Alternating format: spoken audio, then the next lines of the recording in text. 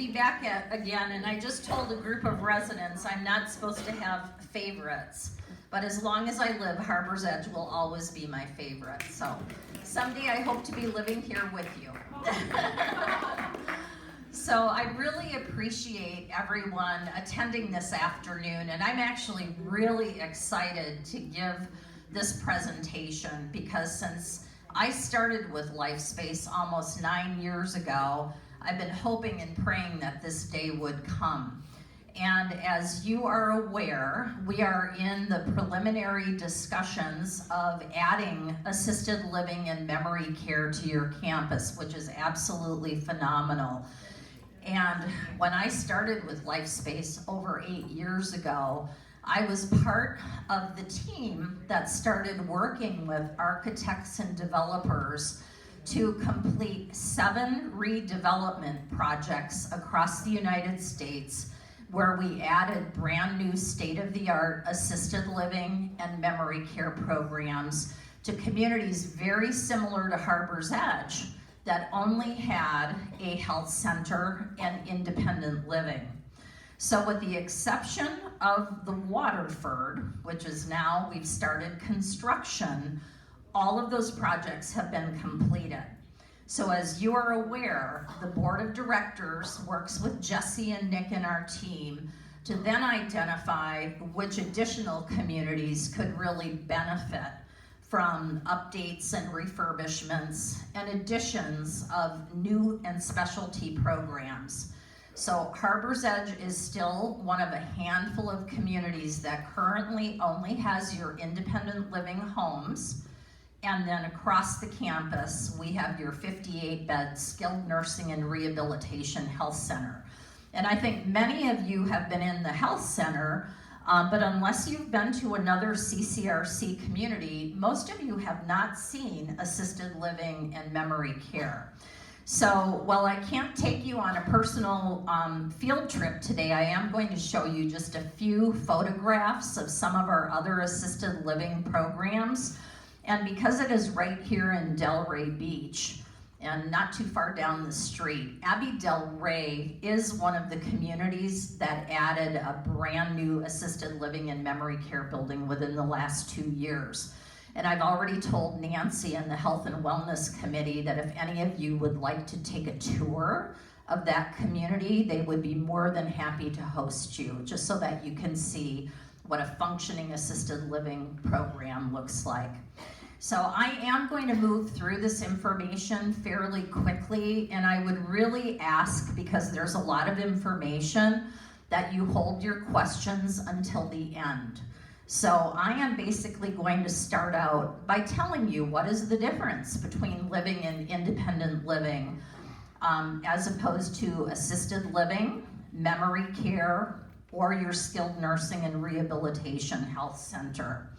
And then I also think it's important that you understand the difference between home care services. So private duty or personal home health, Medicare certified home health, and then many of you are familiar with hospice care, which is for end-of-life care. I'll talk a little bit about that if we have time. And then to tell you how the state of Florida and the federal government actually regulate assisted living and the health centers, because unlike independent living, which is we're all here right now, independent living is not a licensed healthcare entity in the United States, and that's part of the reason why our team members, unless you contract with LifeSpace Personal Services, we are not allowed by state and federal law to provide hands-on nursing care in independent living. That's why many residents contract with their own private duty aides, or perhaps if they need a week of IVs, they'll contract with Medicare certified home health agency. And like both of my parents who were living in private homes when they died, I brought in hospice care to help myself and my sisters care for my mom and dad when they were both dying of terminal cancer. And I can't say enough about hospice. It's an absolutely wonderful service that we have in the United States. So as everyone is aware, you are living in a continuing care retirement community. which we refer to as either a CCRC, or have any of you heard the term life plan community? It's either called CCRC, Continuing Care Retirement Campus, or Life Care. And it's very, very different than a lot of the senior living communities that are available in the United States that may be rental properties. For most senior living communities, you can just pay a monthly fee for your rent, and then until you're ready to move out, every month that's all you pay is your reoccurring monthly rent. And my mother actually lived in a senior living community in Wisconsin. And unlike you, there were no meals, there were no activities, there was no transportation. Everything that she needed or wanted while she was renting that senior living apartment, and it was a 2-bedroom, 2-bath apartment, she had to arrange and pay for on her own. So unlike life care, where many of those services are part of your life care contract, that's not the same for a lot of rental properties that are available. For those of you who have not seen the Waterford and Juneau Beach, this is a picture of the current campus. And as I said, they have had independent living homes and apartments, and just like Harbor's Edge, they had a very small 60-bed health center, and now we are adding on assisted living and memory care on this particular campus. So as I said, life care residents pay a bit more to move into a community like Harbor's Edge, and that's usually a higher rental fee or your higher monthly service fee. But there are many things that are included in your contract. For instance, eating in the dining room. I saw a lot of bags out here tonight for residents who are picking up takeout food. All of the services that you have available under this roof, many of them are part of your life care contract, which wouldn't be the case if you were living in just a senior living rental community. So the really great thing about life care and adding assisted living and memory care to Harbor's Edge is that when residents move in, just like today, many of you stay in independent living for the rest of your lives. And in all of our campuses across the United States, we have many, many residents who, other than, unfortunately, if they have a hip replacement or a knee replacement and they just need some short-term care in the health center, they never ever take advantage of assisted living, memory care, or the health center. So it's an additional healthcare service that is available to you as part of your life care contract. So that's a really, really wonderful benefit to our residents, which is almost like, it's almost like a long-term care policy. So that if heavens forbid someday you or a loved one develops Alzheimer's disease or dementia, we don't have to send you 30 miles across the state to go to a memory care program. You'll have that right here on your campus at Harbor's Edge. So we'll talk a little bit more about that.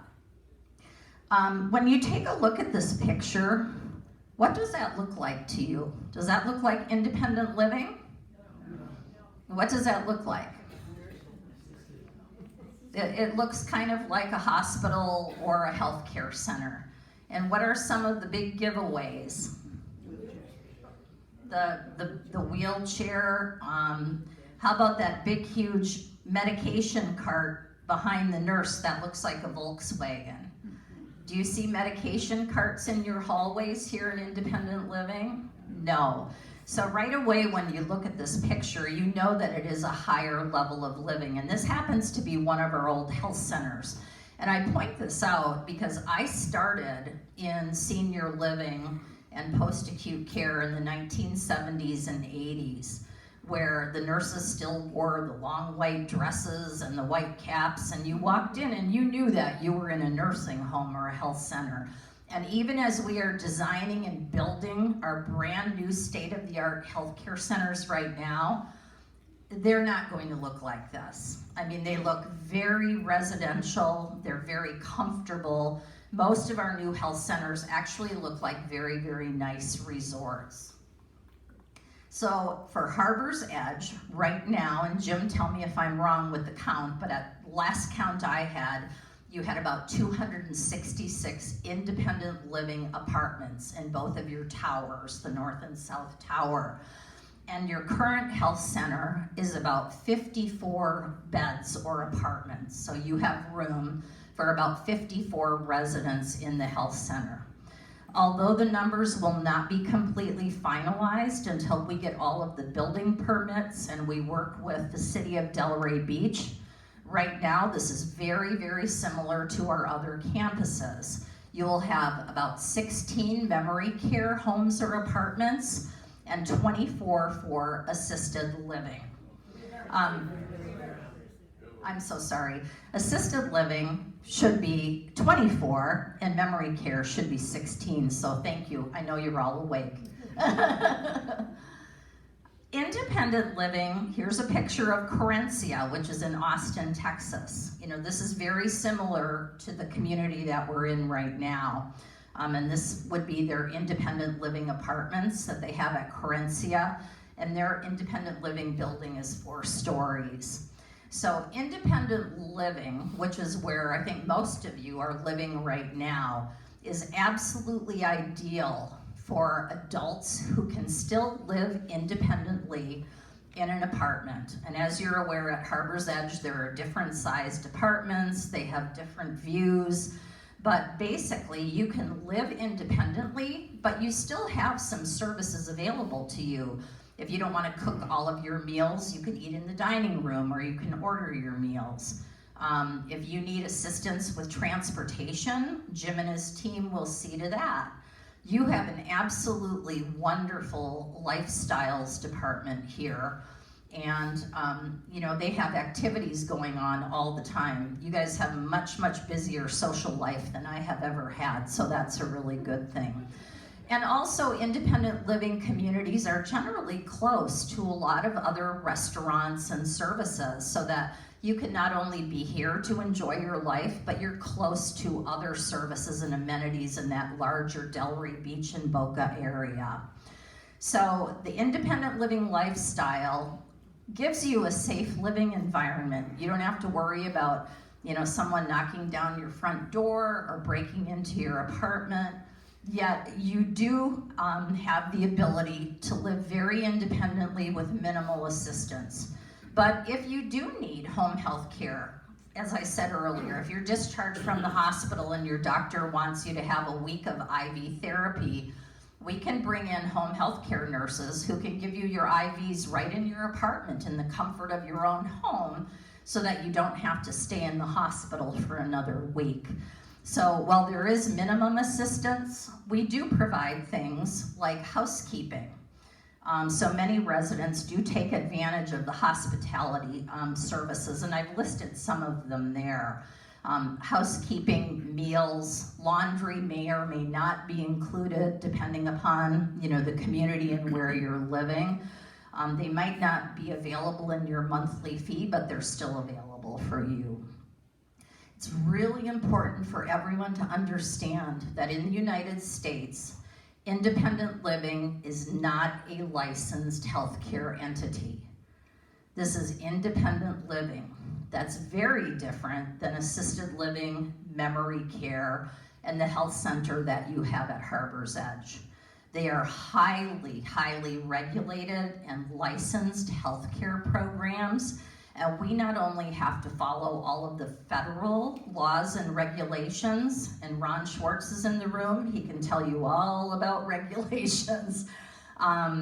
You know, we have the same thing for assisted living and assisted living memory care. Now, in the United States, your health centers are subject to federal laws. Right now across the United States, there are only state laws and regulations for assisted living.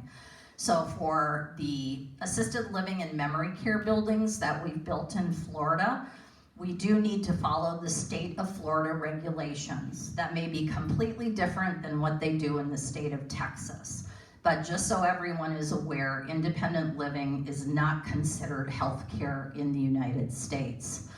In order to live here or remain in independent living, you truly do need to be independent, or you need to be able to have your healthcare needs met by either going out to see your physicians or specialists. Some of you have personal service providers or private duty aides. Some of you have used Medicare, home health care, or hospice, and those are things that you can bring into Harbor's Edge if you need some temporary help. But unless you are terminally ill and dying and you have made the choice that you want to bring in hospice and remain in your own comfortable environment until you die, then typically when someone becomes very ill or they need 24-hour around-the-clock assistance by nurses and nursing assistants, we would move a resident back to the health center where they get much more oversight and supervision by physicians and nurses and nursing assistants. So that's part of the reason why we always have residents who are transitioning from this building to the health center. They go for a few weeks of rehabilitation and then they come home to their apartment again. We also have life care residents, and Nancy Flynn and I were talking about that this morning. You do have residents who have lived in independent living for many, many years, and they are no longer safe to remain in independent living. So they do transition to the health center, and they stay there as long as they need to stay there. And for some residents, they stay there until they die. So those are considered our permanent life care residents, as opposed to individuals who are just in the health center for a couple of weeks for rehabilitation, and then they come back home again. So hopefully that makes sense. We've already talked about this. We are not licensed in independent living to provide hands-on, clinically complex nursing care. And if you need that, you would need to go to the health center, or you would have to contract with a home health care agency or hospice to provide that care in your home. And we are always very, very respectful of resident wishes.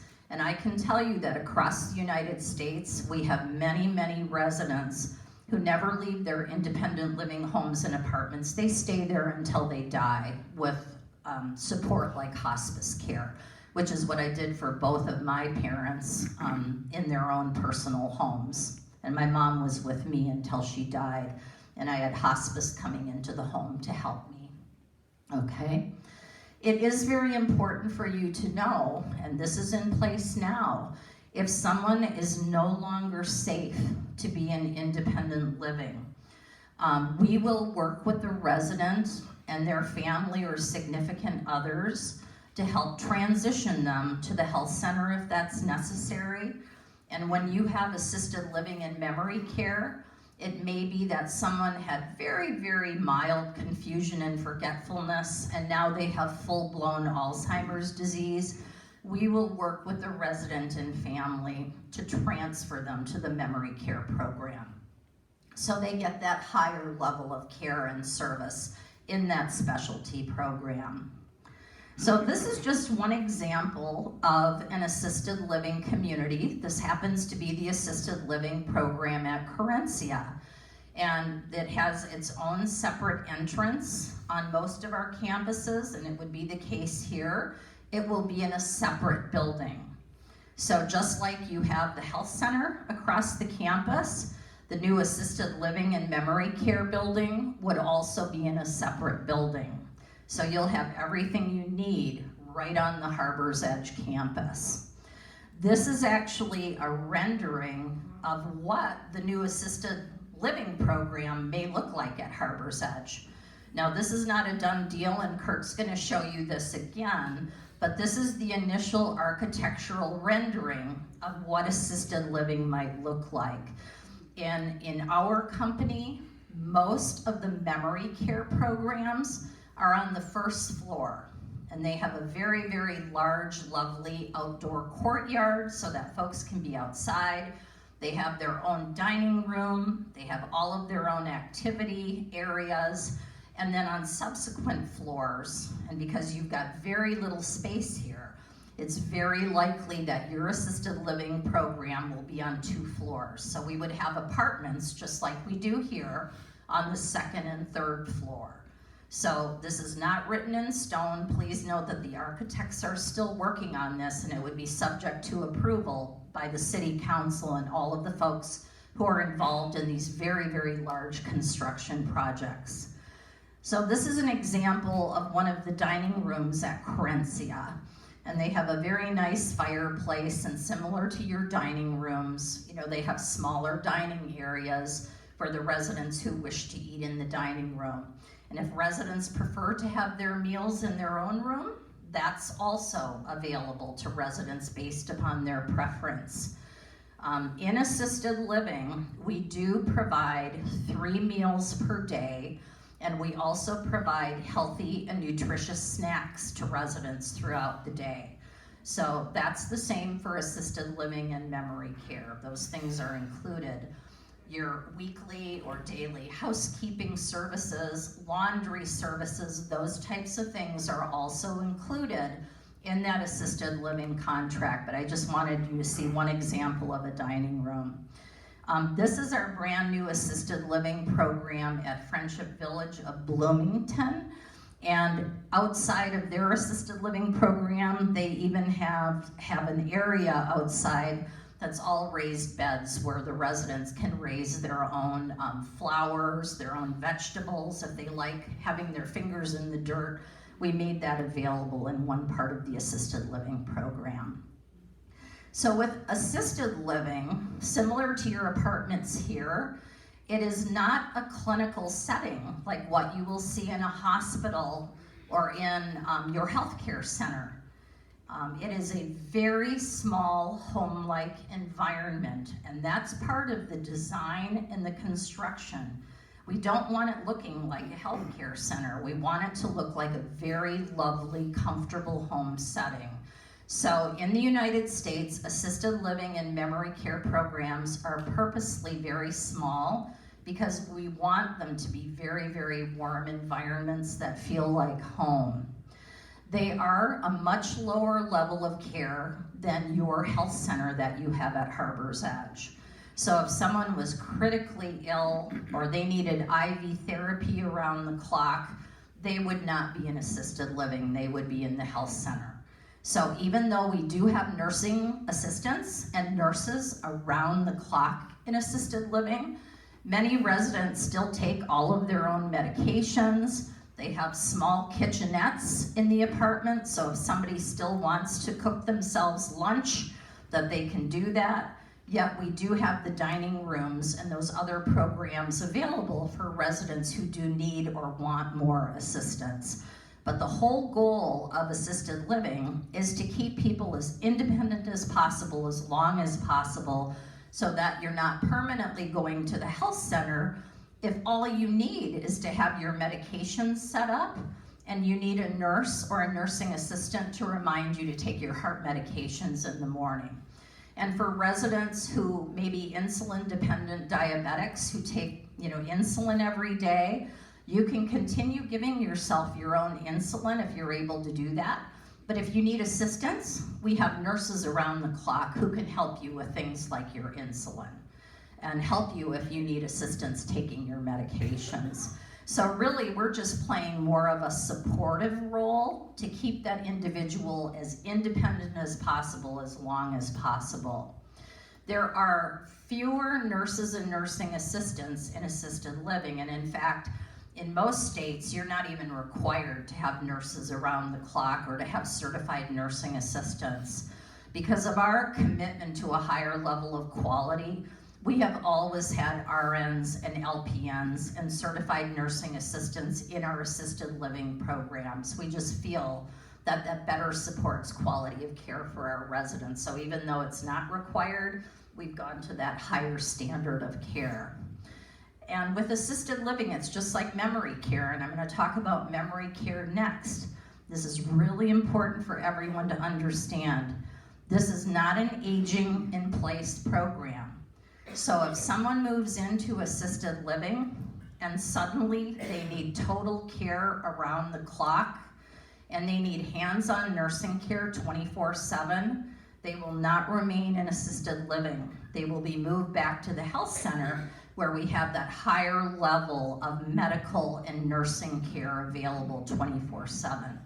So neither assisted living or memory care are aging in place programs where if someone truly needs a much higher level of care, we will move them back to your health center, okay? As I said earlier, there's no federal licensure for assisted living. It's dependent upon every single state.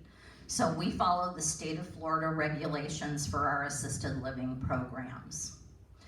This is an example of one of our new memory care program gardens, and this happens to be at Friendship Village of Bloomington.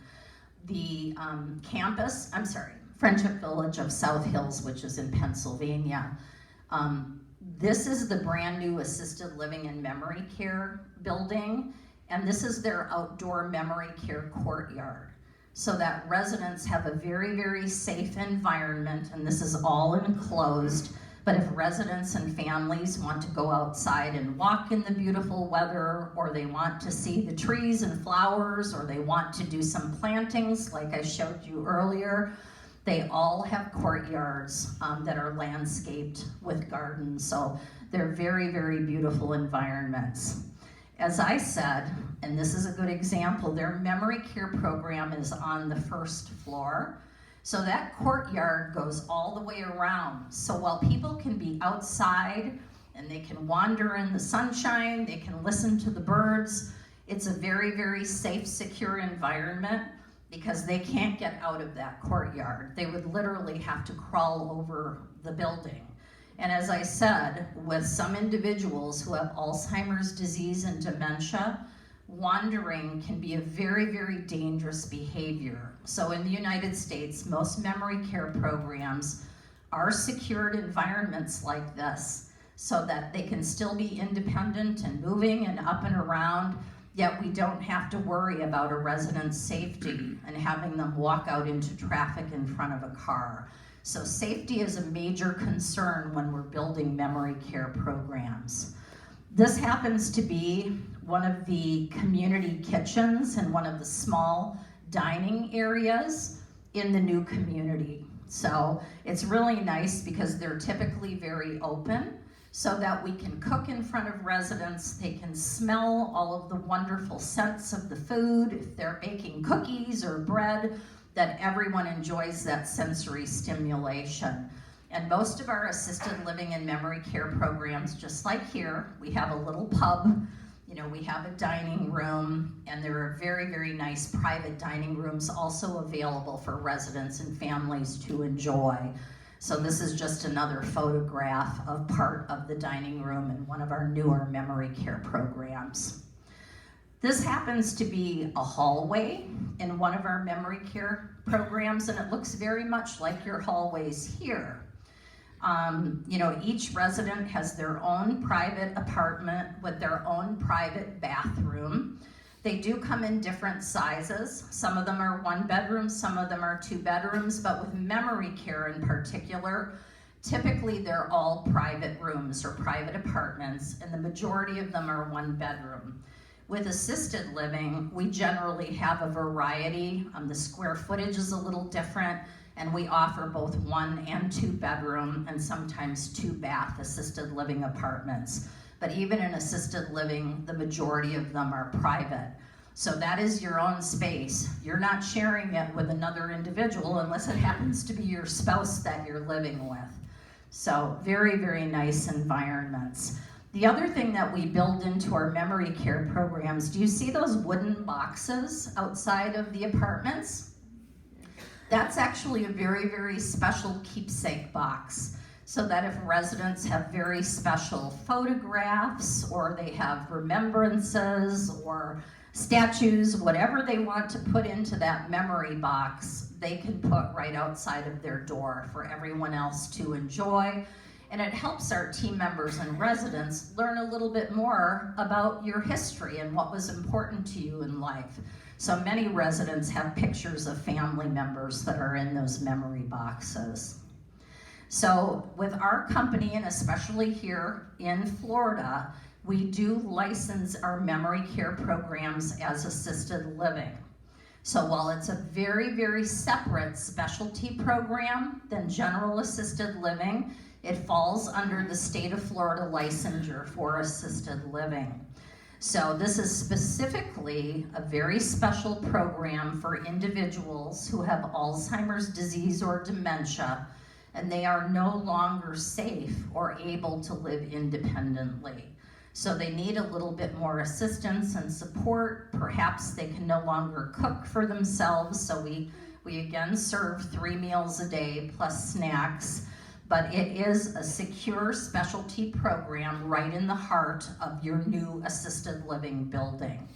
And one of the things I want to reinforce to everyone, and I think, you know, Americans are much more knowledgeable about Alzheimer's disease and dementia, which is a memory impairment. It is not a psychiatric issue or a diagnosis. So these are not psychiatric programs. And we would never ever intermingle individuals who have severe psychiatric issues with our memory care residents. So in order to move into memory care, someone must have a diagnosis of Alzheimer's disease or dementia, and we actually do very thorough screening to make sure that they are appropriate for memory care. And we wouldn't allow someone to live in memory care if they don't have Alzheimer's disease or dementia, and that's why it is a specialty program.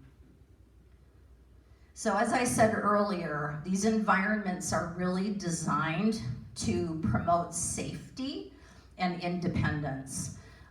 Wandering is a very, very common symptom for individuals who have advanced Alzheimer's disease.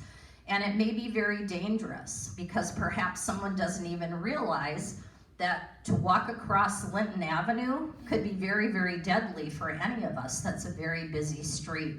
So this affords not only residents but their loved ones peace of mind that they are safe in this secure environment.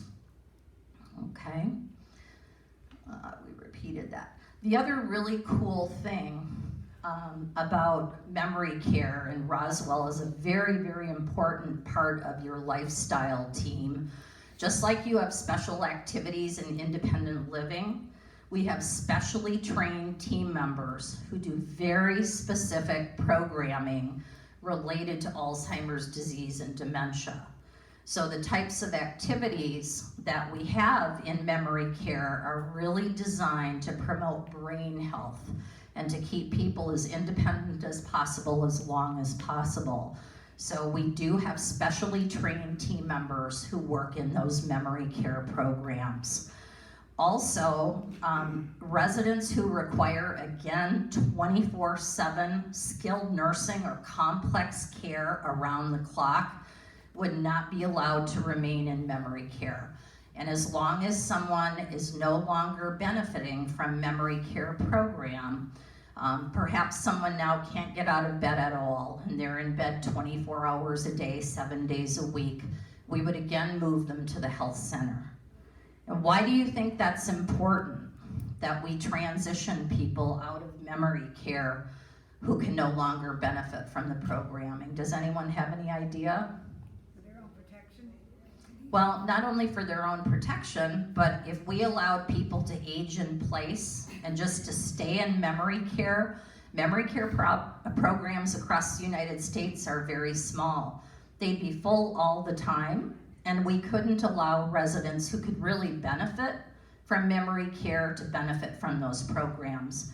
So if someone, again, becomes critically ill or they need total care around the clock and they're bedbound, then they would also move back to the health centers. And we're very, very honest and clear with prospective residents and families that we will not keep them in memory care indefinitely, because what would happen, it would become a health center and it would be full all the time. So that's really important. The other thing that you need to be aware of is that memory care is much, much smaller than the health centers you see in the United States. And again, that's because we would never, ever want 50 or 60 or 100 individuals living in that small home-like environment. That's too overstimulating for someone who has Alzheimer's disease. And they are specifically designed to be very small and home-like and very, very comfortable environments. They don't look like health centers at all. There's nothing clinical that looks anything like the health center in memory care. So they're supposed to be smaller inside. Okay, and one of the other things that's so important about memory care is that we really focus on maintaining what the resident can do. We don't want someone moving into memory care and we're doing everything for them, because that really speeds up the process of cognitive decline and mental decline. So all of our programs are really based on keeping people up and moving and very independent as long as they can be in that environment. We've already talked about this, but if an individual moves into assisted living and memory care, and let's say, heavens forbid, someone has a massive stroke and they have to be transported to the hospital, once they're discharged from the hospital, we would bring them back to the Harbor's Edge Health Center to complete all of their rehabilitation. And once they're ready to go back to memory care or assisted living, we would bring them back again. But it is for the individuals who cannot be safely, alone in assisted living or memory care, that they will likely be in the health centers until that individual dies. So depending upon the care and services someone needs, they could be in the health centers just very temporarily, or they may be there for the rest of their lives, okay? The next is the health center, and you're really familiar with the Harbor's Edge Health Center, so I'm not going to go through this. But this is the highest level of care that we provide, and it's licensed by the state and federal government as skilled nursing and rehabilitation. So we, rather than calling them nursing homes or SNFs, there are a lot of abbreviations, we refer to it as our health center. So that is the highest level of care we offer. We have RNs and LPNs and certified nursing assistants 24 hours around the clock, 7 days a week. We have full service therapy departments with occupational, physical, and speech therapists. Every day we have physicians coming in and out of that health center to see their patients or their residents. So it is just below the level of an acute care hospital. So if you need the intensive care unit, or you need the the med-surg unit at Boca Regional or Delray Medical, once you're ready for discharge, if you're not able to go back to your independent living apartment, you would come back to our health center for some additional rehabilitation. So again, it can be a long-term placement where individuals stay there until they die, or it may be a few days or a few weeks. Your Harbor's Edge Healthcare Center is one of the finest health centers in this entire area. And we have physicians who do not want their patients going anywhere else. And our nurses can provide IV therapy, respiratory therapy, and oxygen. They can do very complex wound care and dressing changes. So this is the highest level of care that we provide at LifeSpace. And your health center sometimes has 7 or 8 admissions and discharges in one day.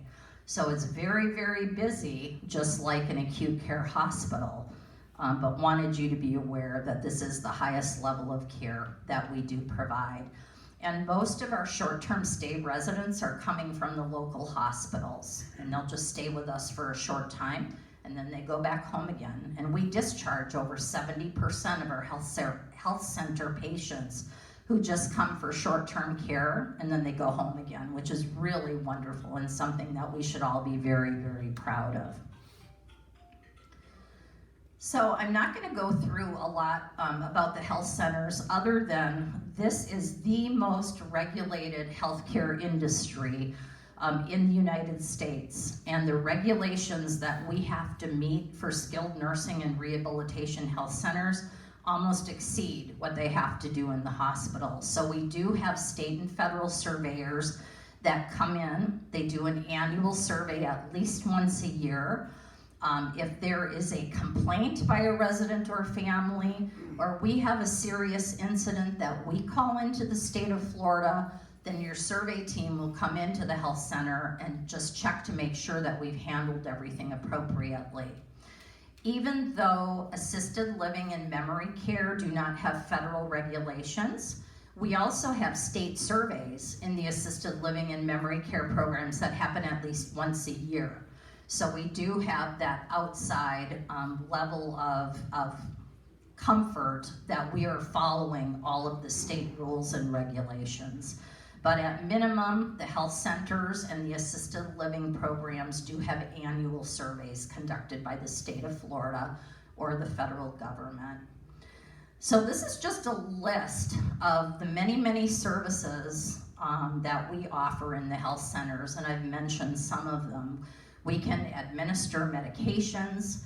If someone needs IV therapy, we can give IV therapy. Our nurses are trained to do very, very complex wound care. If individuals need wound care, we do provide OT, PT, and speech. And then certainly oxygen therapy and respiratory therapy. We have one building in Chicago that actually offers hemodialysis. So for residents who have kidney failure, who are on daily dialysis, they don't have to be shipped out to a dialysis center. We do that right in-house at Harbor's Edge. And then we do have registered dietitians and other healthcare professionals that work with the nurses and the doctors to provide care. And just like assisted living and memory care, we do have nursing assistants around the clock, okay? These things are also available in assisted living and memory care. So unlike here, where you generally have to go out to see your physician, or you need to go out if you need an x-ray or lab work, because it is a licensed healthcare entity, we can do these things in assisted living also. So we can provide OT, PT, and speech if someone needs therapy. We can bring in physicians, or your own physician or specialist can come in to see you in the assisted living program. And then we can draw lab work for your doctors to check your blood work if labs need to be done.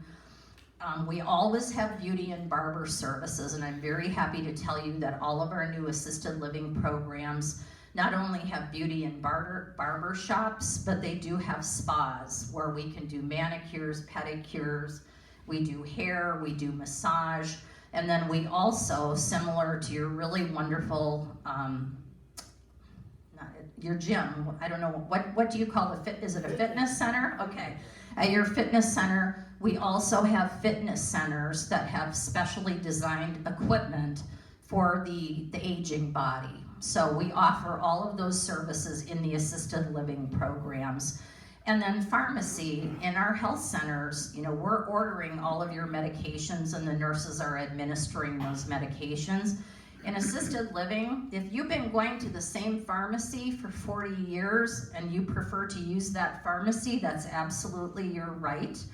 And if you feel more comfortable self-administering all of your own medications and your insulin, we allow you to continue doing that in assisted living because we want you to remain independent. Yet again, if you need assistance from a nurse setting up your medisets or helping to remind you or give you your medications, we could do that also in assisted living, which is not a service you can get here unless you've contracted for home health services. And then we do have foot doctors and dentists and eye specialists, other types of specialists who come into assisted living and the health center to provide those services to residents who may not have, you know, a podiatrist or a dentist of their own. I'm not going to get into a lot of detail about receiving care in the home because many of you have already contracted for home health services. But there is quite a difference. You're familiar with LifeSpace Personal Services, or I've heard some of you call them the Purple Ladies. That is our own private duty home health company where they can come in and assist residents with grocery shopping. Perhaps you just need help taking a bath or a shower or getting dressed in the morning. That's considered personal care. That's very, very different than Medicare certified home health agency where we can send in registered nurses to give you your IVs. If your physician discharges you from the hospital, And he says, Sara, you just need 7 more days of your IV antibiotics and you'll be good to go. Rather than staying in the hospital, you can contract with home health and those nurses can come in and provide that higher level of care. So Medicare certified home health is very different than LifeSpace personal services. And then as we talked about, hospice care and palliative care are really for individuals who want to remain in their own homes, who may be dealing with chronic illnesses where they need more support and assistance, or individuals who are at the end of life and they don't want to go to the hospital or the health center to die. They really want to stay in their own home-like comfortable apartment here in the North or South Tower. And we can bring in hospice to provide end-of-life care. And that happens in all of our buildings across the United States every day, where folks really want to stay in their apartments for end-of-life care, and we definitely will support that. So as far as accessing the levels of living, just know that we do very, very thorough pre-move-in health screening. Not only for independent living now, and we've just tightened that process within the last 2 months. So someone who now wants to move into an independent living home or apartment at Harbor's Edge goes through a very, very thorough assessment to make sure that they qualify for independent living. And not only do they fill out a self-assessment for their own health history, we have an assessment that's done by their attending physician, and then we actually have a registered nurse and a social worker who interview that individual to make sure that they're appropriate for independent living. If they are not, then we can refer them to assisted living, memory care, or if necessary, the health center. But for all of the levels of living, we do these very, very thorough assessments. So with that, before we open it up for questions, I would like to welcome Kurt, and he's going to give you some additional information on our exciting new project that we are embarking. So thanks. Thank you.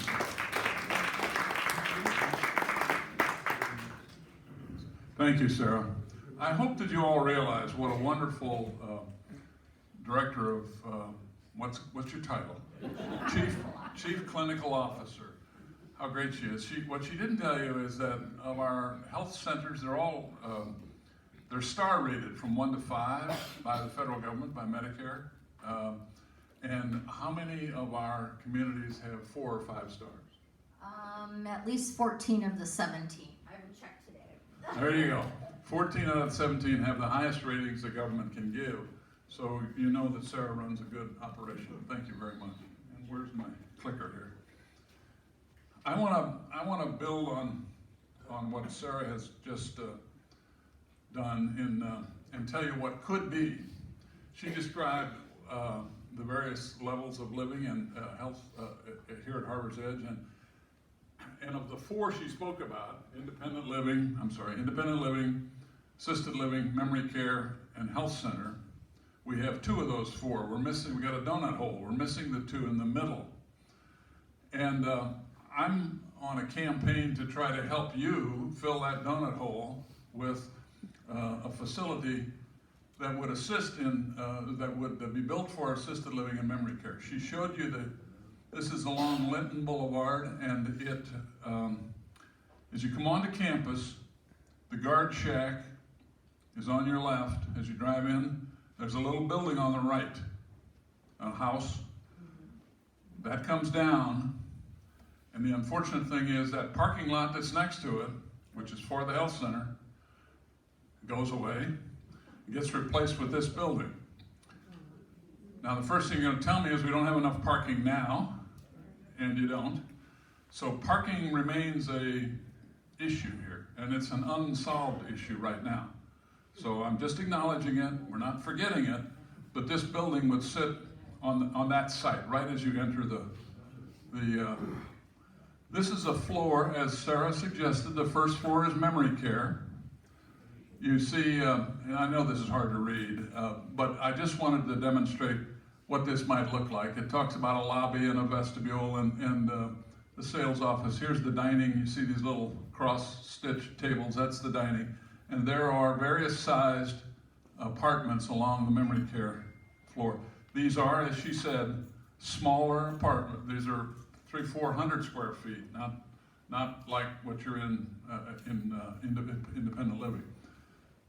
Here's a memory care apartment. The little dots that you see are the architect's rendering of what the ADA, the American with Disabilities Act, requires for space. Things have to be able to be accessed. So this is a simple apartment. You see a bed there, and I didn't draw this. You see a bathroom at the bottom. You see an entryway, a little kitchenette, etc. So as you move through the cycle into memory care, the world gets smaller. This is a reflection of a smaller world. Here's some of the key elements of the memory care common area they spoke about. Again, it's just a little larger size. There's the salon she spoke about, a laundry, etc. Here's the second floor of assisted living. Again, two different sized complexes. Here's a bar on this end and a pub on this end, a little lounge, and a dining on the other side too. So these are first draft conceptual pictures of what can fit in that building that I showed you in the first slide. Here's the third floor. So first floor memory care, second floor and third floor assisted living. Here's two sizes of apartments. 670, these are assisted living, 672 and 461. Again, very preliminary, but I want you to know that this project is being worked on. The pub and the bar and the dining and the bathing. Here's the terrace she spoke about and a common area. There's a fitness area. So all of the things that Sara spoke about providing will be incorporated into the interior of this building. The problem on this campus is space and parking, and one's related to the other. That's about the only place that he could put this building, according to the architects, and it creates, more parking problems, which are going to have to be addressed in some fashion. But again, here's the Linton Avenue. So, the entrance is down here, and this is Linton Avenue going this way. Now, here's the problem. That's the wish we could have it. If we began this project, and we are kind of in the early stages of this project, as I'm told, I'm not involved in the design aspects of this. My role here is to deliver the message I'm about to deliver. This building, as it's shown here, looks like a $23 million building. And that's probably going up every day. If you know inflation and everything's going on, it's probably going up every day. If we can get construction started by next summer, August, it could be ready for occupancy. So we'd start next August, a summer from now. It could be ready for occupancy in the first quarter, probably March of 2026. So it's a roughly 2.5 year project. If we start now, and we kind of are starting now, but here's what we've encountered. Harbor's Edge, and is Jim still here? Yes. Jim, are you here? Okay. I'm going to run into your area, and you're going to have to help me. Jim runs, and you all live in probably one of the probably the premier, and certainly your favorite, and probably my favorite too, because I've been here the most times. I love this place. But Jim runs a good shop here, but this is an expensive place too, both for you and for Jim to run. And for Harbor's Edge to take onto their books right now a $24 million, $23 million debt, the mortgage lenders, who are the bankers, the bond holders on Wall Street, think that's too much debt. And what we absolutely do not want to do is to put Harbor's Edge in any kind of financial difficulty or frailty because we were maxed at the bank. That is not in your interest, it's in no one's interest. So what I've been asked to do is to see if there is the potential to raise $7.5 million in donations. Now I don't expect many of you to like that. I don't expect many of you to participate. Ownership or No, donation? donations, tax-deductible donations. So I'm really talking to a select few who might care about the philanthropy to help get this built. But we're going to be $7.5 million short from financing this. And if you want to think about donating something and you want to talk to me confidentially or privately, I'm going to give you a brochure when you leave the door here. It talks a little bit more about this. It talks about the 17, when I wrote this brochure, which is only 2 months ago, the guesstimate was that this was a $16 to $20 million project. Earlier this week, Monday, the architect said 23. And if the parking problem becomes part of this, it'll be more than 23.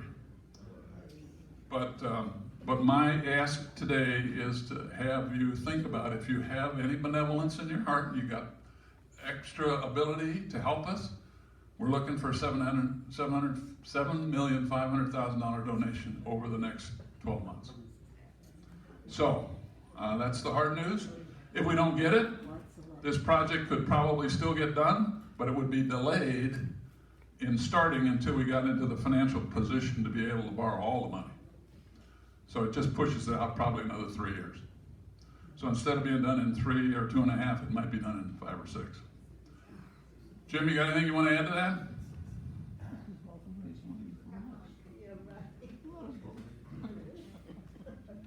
No, I don't. No, I mean, to Kurt's point, if you can, great. If you can't, that's understandable too. Kurt will be here throughout the evening, correct? Yep. And tomorrow also.